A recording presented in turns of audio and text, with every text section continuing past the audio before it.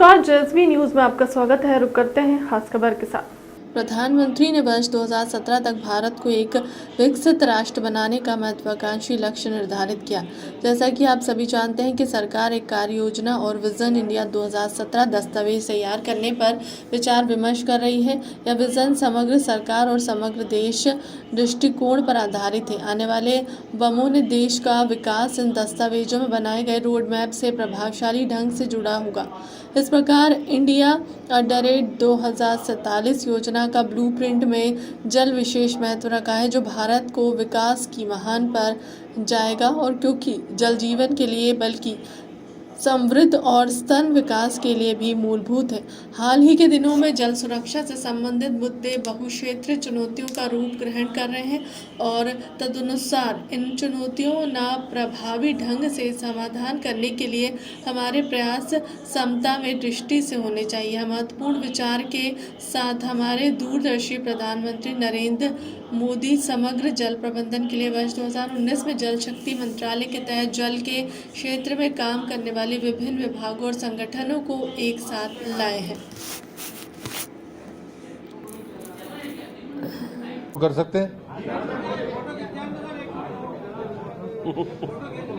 जल्दी खींच लो भैया ताकि दो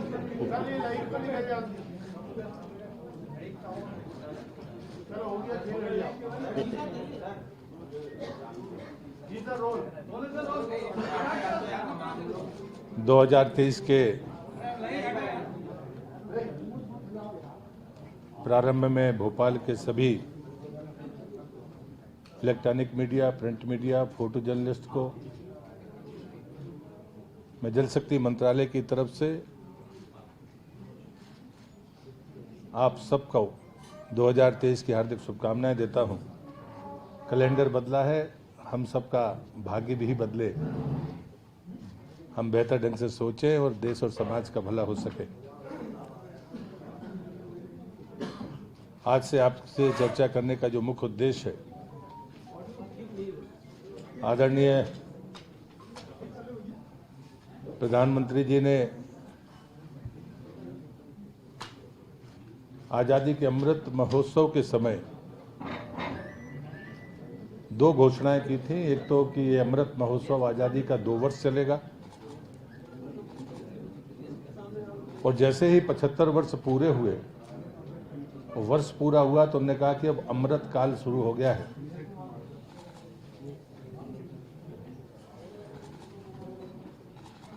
और अमृत काल में ये संकल्प देश लेता है,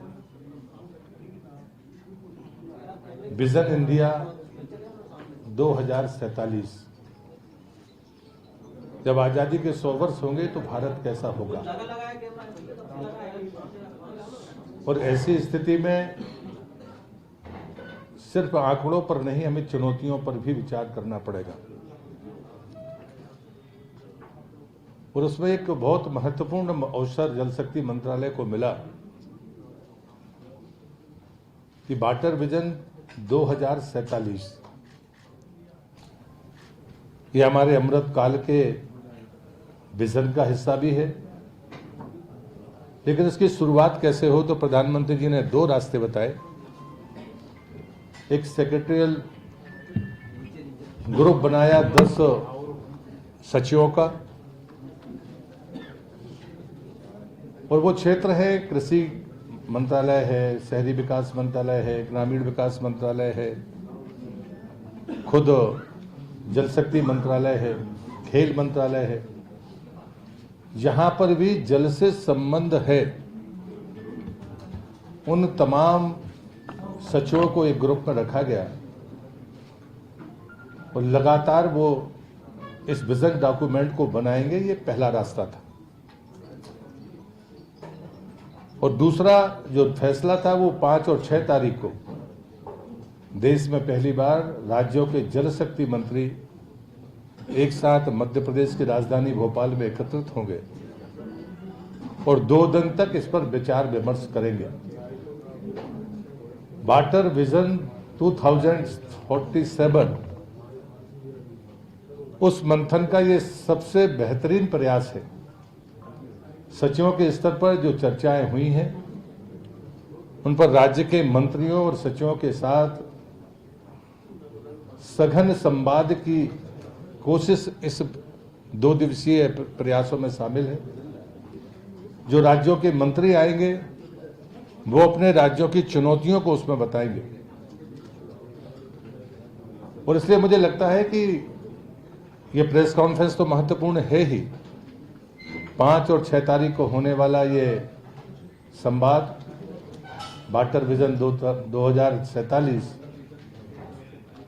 ये आने वाले 25 साल का एक रोड मैप होगा। 2-3 बातें मैं जरूर कहना चाहता हूं कि जब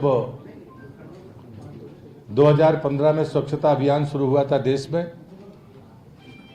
जिसने दुनिया के अनुमानों से 11 साल पहले भारत को खुले में शौच से मुक्त करने का लक्ष्य प्राप्त किया, और वो गांधी जी की 150वीं जयंती थी।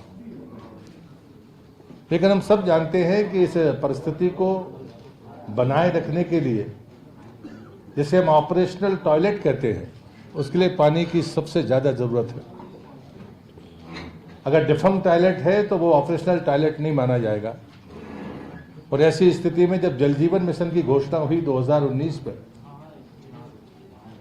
तब भारत में कुल 3 करोड़ 23 लाख परिवारों के पास में पाइपलाइन के द्वारा पानी था, जो आज की तारीख तक 10 करोड़ 56 लाख परिवारों तक पहुंच गया। 2024 तक का लक्ष्य।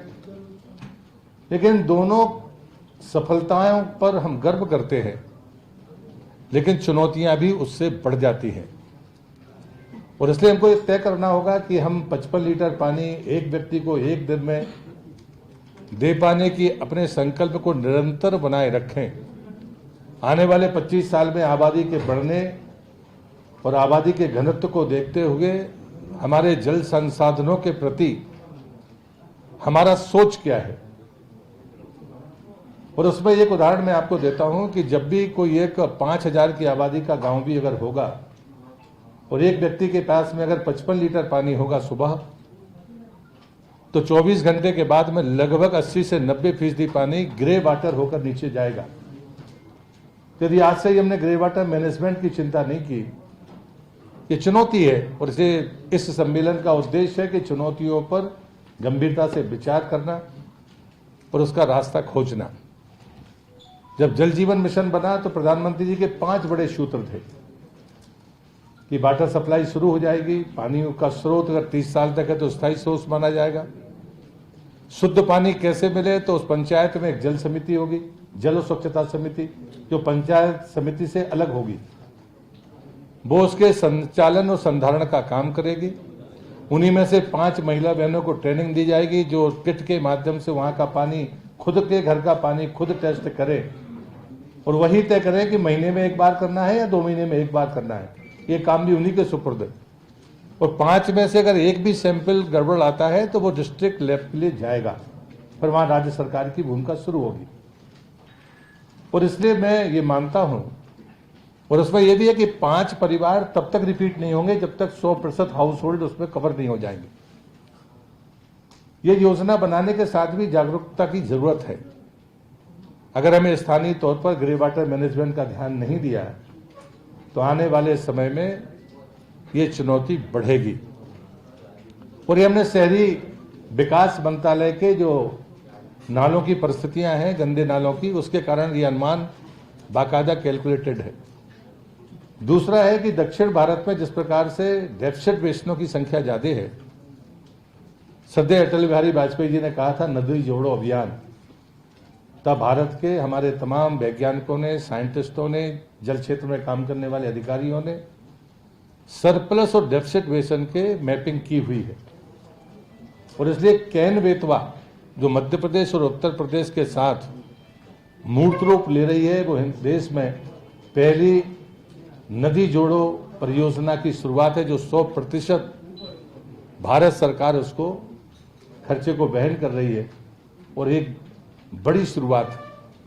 लेकिन अभी चुनौतियां बाकी हैं। बजट में 5 डेफिसिट बेसिन और सरप्लस बेसिन को जोड़ने के लिए बजट में घोषणा की गई थी, लेकिन राज्यों की सहमति के बगैर ये काम नहीं हो सकते। राज्यों की जो अपनी महत्वाकांक्षाएं हैं, जो उनकी जरूरतें हैं, जो उनके कंपल्सन्स हैं, उसके कारण ये कठिन है। लेकिन ये चैलेंज है, लेकिन चैलेंज को मीट आउट करना होगा। इस वाटर विजन में इन बिंदुओं पर चर्चा होगी। तीसरा उदाहरण मैं आपको देता हूं कि पूरी तरह से सरकार पारदर्शी ढंग से इस पर विचार करती है। जो हमारी अंतर्राष्ट्रीय नदियां हैं, भारत कभी भी अपने पड़ोसी देश के हिस्से को कम नहीं करता है, लेकिन चीन जैसे आने वाली नदियां आज एक चुनौती बनकर खड़ी हैं। हमारे इंजीनियर्स ने, हमारे संसाधनों ने तेजी के साथ में काम किया है। हर चुनौती से निपटने के लिए हम तत्पर हैं, लेकिन वहां तकनीक के साथ हमें उन मोर्चों पर खड़ा होना होगा। और हमारी जो परंपरागत जल प्रबंधन की हमारी योजनाएं हैं, उनके साथ हमें निचले स्तर पर काम करना होगा। लेकिन जो उसमें सबसे अहम बात लगती है, जो प्रधानमंत्री जी भी कहते हैं, जल शक्ति मंत्रालय इसको मानता है कि जागरूकता के बगैर जल संसाधनों की जरूरतों को पूरा करना कठिन होगा। हम इजराइल का उदाहरण ले सकते हैं, हम कॉपी करना नहीं चाहते, लेकिन बुंदेलखंड जैसे जहां पर पानी का भीषण संकट था, मैं बुंदेलखंड से ही आता हूं, आपको उदाहरण दे रहा हूं दमोह का, जहां 17% ही पाइपलाइन के द्वारा पानी था, 1 महीने बाद यह आंकड़ा 72% हो जाएगा। और जो सोर्सेज हैं वो बांध हैं। दूसरी बात मैं कहता हूं कि कहीं ना कहीं पानी के खपत का कारण है हमारी क्रॉप, जो कैश क्रॉप्स है। मिलेट्स का जब तक फसलें थी तो उसमें कम पानी, बरसाती पानी से काम चलता था, लेकिन हमने अपने फसल के ट्रेंड को बदला है तो पानी की जरूरतें भी बदली है। और इसलिए मुझे लगता है कि ये ऐसे सफलताएं और चुनौतियां हैं। एक तरफ हमने खाद्यान्न में शीर्ष पर जाने की कोशिश की है, और दूसरी तरफ पानी की ज्यादा जरूरत की तरफ भी हम आगे बढ़ रहे हैं। ऐसे चुनौतियों पर भी समाधान के लिए ये वाटर विजन 2 दिवसीय है। संयोग से ये मध्य प्रदेश की राजधानी भोपाल में है। मैं 2 बातें और कहता हूं।